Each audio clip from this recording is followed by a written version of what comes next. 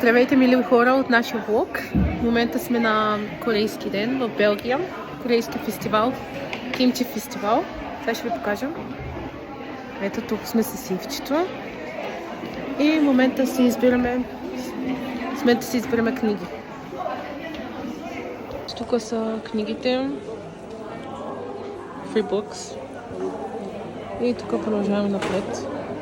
Имаме по една голяма чанта, в която събираме неща и вътре имаме вода ни дадаха. И продължаваме да разглеждаме. Тук мириш на кимчи, да, ето го кимчето. Жалко, че не е for sale, not for sale пише.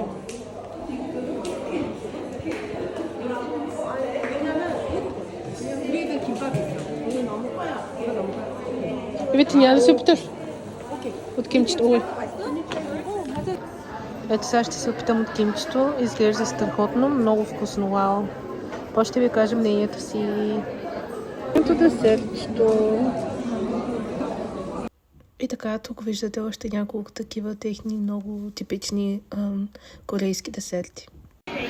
Здрасти хора от влога. С Ивето в един момент. Какво правим в чинци? Питахме кимчи. Да, беше много вкусно, честно хора. За жалост не ни го продават, дори ние искаме да го купим, обаче it's not for sale either. И да, небето хареса и също, нали?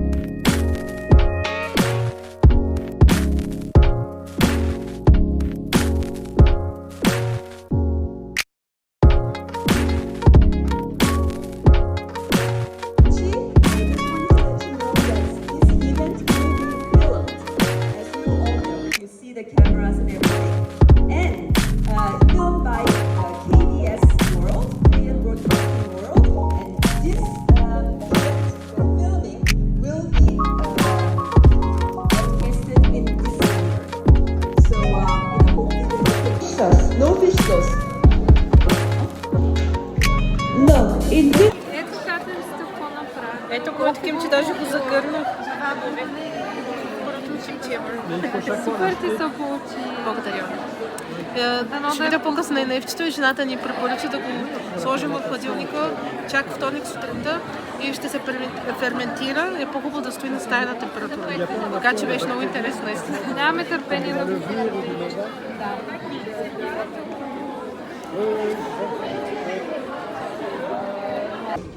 Здравейте! Готвачките на кимчи. Много сме доволни, беше много хубаво, изкарахме си супер скосивашка. От кимчи беше... Да видим дали да вкуса така. Чао, чао!